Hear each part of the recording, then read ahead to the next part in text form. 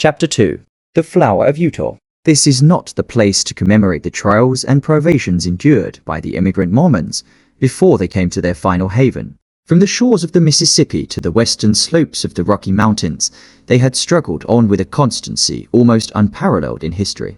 The savage man and the savage beast, hunger, thirst, fatigue, and disease, every impediment which nature could place in the way, had all been overcome with Anglo-Saxon tenacity. Yet the long journey and the accumulated terrors had shaken the hearts of the stoutest among them. There was not one who did not sink upon his knees in heartfelt prayer when they saw the broad valley of Utah bathed in the sunlight beneath them, and learned from the lips of their leader that this was the promised land, and that these virgin acres were to be theirs for evermore. Young speedily proved himself to be a skillful administrator as well as a resolute chief. Maps were drawn and charts prepared, in which the future city was sketched out. All around farms were apportioned and allotted in proportion to the standing of each individual. The tradesman was put to his trade and the artisan to his calling. In the town streets and squares sprang up, as if by magic. In the country there was draining and hedging, planting and clearing, until the next summer saw the whole country golden with the wheat crop. Everything prospered in the strange settlement. Above all, the great temple which they had erected in the center of the city grew ever taller and larger. From the first blush of dawn until the closing of the twilight, the clatter of the hammer and the rasp of the saw was never absent from the monument which the immigrants erected to him who had led them safe through many dangers. The two castaways, John Ferrier and the little girl who had shared his fortunes and had been adopted as his daughter, accompanied the Mormons to the end of their great pilgrimage. Little Lucy Ferrier was borne along pleasantly enough in Elder Stangerson's wagon, a retreat which he shared with the Mormon's 3 wives and with his son, a headstrong forward boy of 12. Having rallied with the elasticity of childhood from the shock caused by her mother's death, she soon became a pet with the women, and reconciled herself to this new life in her moving canvas-covered home. In the meantime, Ferrier, having recovered from his privations, distinguished himself as a useful guide and an indefatigable hunter. So rapidly did he gain the esteem of his new companions, that when they reached the end of their wanderings, it was unanimously agreed that he should be provided with as large and as fertile a tract of land as any of the settlers, with the exception of Young himself, and of Stangerson, Kemble, Johnston, and Drebber, who were the 4 principal elders. On the farm thus acquired, John Ferrier built himself a substantial log house, which received so many additions in succeeding years that it grew into a roomy villa. He was a man of a practical turn of mind, keen in his dealings and skillful with his hands. His iron constitution enabled him to work morning and evening at improving and tilling his lands. Hence it came about that his farm and all that belonged to him prospered exceedingly. In 3 years he was better off than his neighbors. In 6 he was well-to-do. In 9 he was rich. And in 12 there were not half a dozen men in the whole of Salt Lake City who could compare with him. From the great inland sea to the distant Wasatch Mountains, there was no name better known than that of John Ferrier. There was one way, and only one, in which he offended the susceptibilities of his pseudo-religionists. No argument or persuasion could ever induce him to set up a female establishment after the manner of his companions. He never gave reasons for this persistent refusal, but contented himself by resolutely and inflexibly adhering to his determination. There were some who accused him of lukewarmness in his adopted religion, and others who put it down to greed of wealth and reluctance to incur expense. Others again spoke of some early love affair, and of a fair-haired girl who had pined away on the shores of the Atlantic. Whatever the reason, Ferrier remained strictly celibate. In every other respect, he conformed to the religion of the young settlement, and gained the name of being an orthodox and straight-walking man. Lucy Ferrier grew up within the log house, and assisted her adopted father in all his undertakings. The keen air of the mountains, and the balsamic odor of the pine trees, took the place of nurse and mother to the young girl.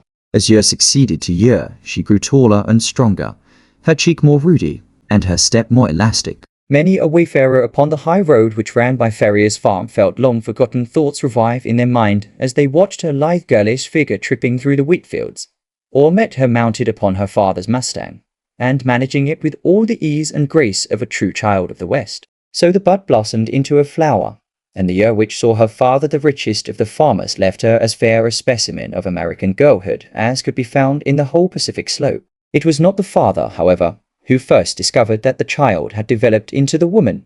It seldom is in such cases. That mysterious change is too subtle and too gradual to be measured by dates. Least of all does the maiden herself know it until the tone of a voice or the touch of a hand sets her heart thrilling within her.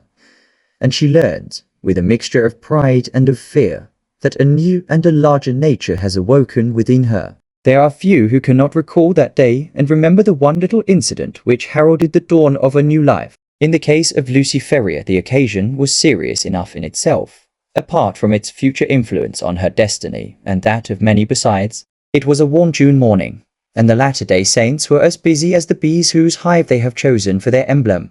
In the fields and in the streets rose the same hum of human industry. Down the dusty high roads defiled long streams of heavily laden mules, all heading to the west, for the gold fever had broken out in California, and the overland route lay through the city of the elect. There, too, were droves of sheep and bullocks coming in from the outlying pasture lands, and trains of tired immigrants, men and horses equally weary of their interminable journey. Through all this motley assemblage, threading her way with the skill of an accomplished rider, they galloped Lucy Ferrier, her fair face flushed with the exercise, and her long chestnut hair floating out behind her. She had a commission from her father in the city, and was dashing in as she had done many a time before, with all the fearlessness of youth, thinking only of her task and how it was to be performed. The travel-stained adventurers gazed after her in astonishment, and even the unemotional Indians, journeying in with their pelties, relaxed their accustomed stoicism as they marveled at the beauty of the pale-faced maiden. She had reached the outskirts of the city when she found the road blocked by a great drove of cattle,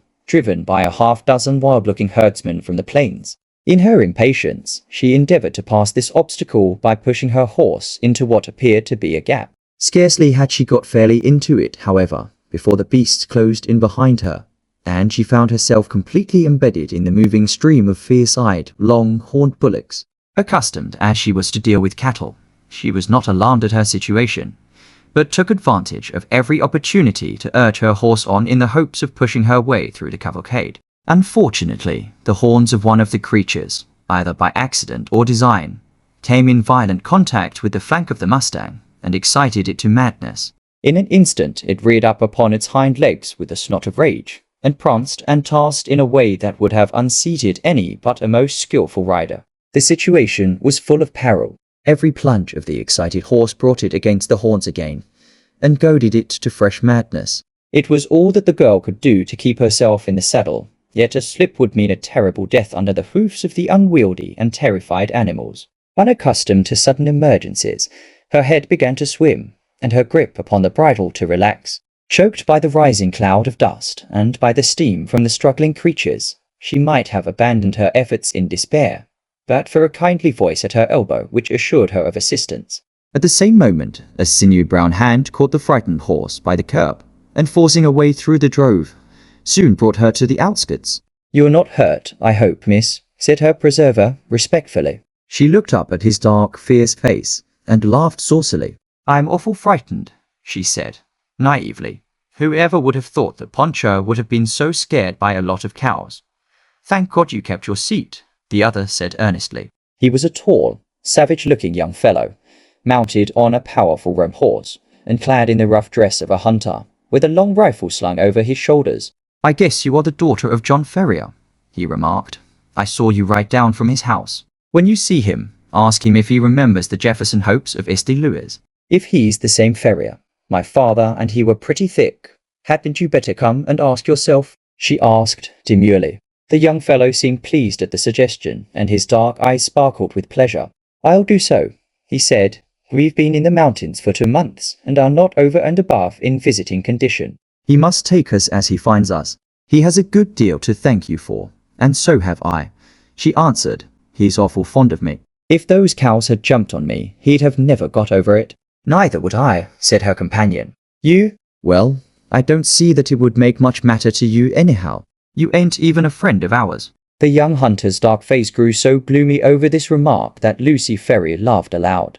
"There, I didn't mean that," she said. "Of course, you are a friend now. You must come and see us. Now I must push along, or father won't trust me with his business any more." "Goodbye, goodbye," he answered, raising his broad sombrero, and bending over her little hand. She wheeled her Mustang round, gave it a cut with her riding whip, and darted away down the broad road in a rolling cloud of dust. Young Jefferson Hope rode on with his companions, gloomy and taciturn. He and they had been among the Nevada mountains prospecting for silver, and were returning to Salt Lake City in the hope of raising capital enough to work some lodes which they had discovered. He had been as keen as any of them upon the business until this sudden incident had drawn his thoughts into another channel. The sight of the fair young girl, as frank and wholesome as the Sierra breezes, had stirred his volcanic, untamed heart to its very depths. When she had vanished from his sight, he realized that a crisis had come in his life, and that neither silver speculations nor any other questions could ever be of such importance to him as this new and all-absorbing one.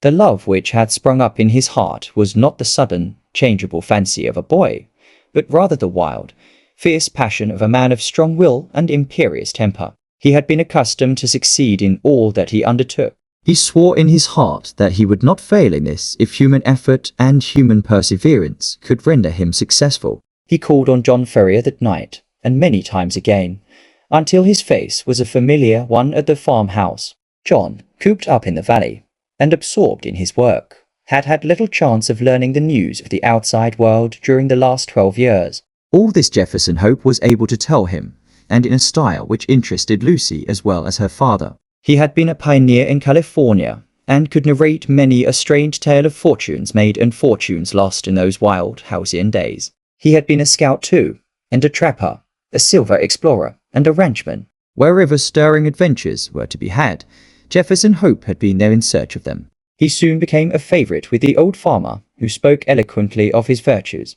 On such occasions, Lucy was silent, but her blushing cheek and her bright, happy eyes showed only too clearly that her young heart was no longer her own. Her honest father may not have observed these symptoms, but they were assuredly not thrown away upon the man who had won her affections. It was a summer evening when he came galloping down the road and pulled up at the gate. She was at the doorway, and came down to meet him. He threw the bridle over the fence and strode up the pathway. "I am off, Lucy," he said, taking her two hands in his, and gazing tenderly down into her face. "I won't ask you to come with me now, but will you be ready to come when I am here again?" "And when will that be?" she asked, blushing and laughing. "A couple of months at the outside." "I will come and claim you then, my darling. There's no one who can stand between us." "And how about father?" she asked. "He has given his consent, provided we get these mines working all right. I have no fear on that head." "Oh well, of course, if you and father have arranged it all, there's no more to be said," she whispered, with her cheek against his broad breast. "Thank God," he said, hoarsely, stooping and kissing her. "It is settled then. The longer I stay, the harder it will be to go. They are waiting for me at the Cayon. Goodbye, my own darling, goodbye. In 2 months you shall see me." He tore himself from her as he spoke, and flinging himself upon his horse, galloped furiously away, never even looking round, as though afraid that his resolution might fail him if he took one glance at what he was leaving. She stood at the gate, gazing after him until he vanished from her sight. Then she walked back into the house, the happiest girl in all Utah.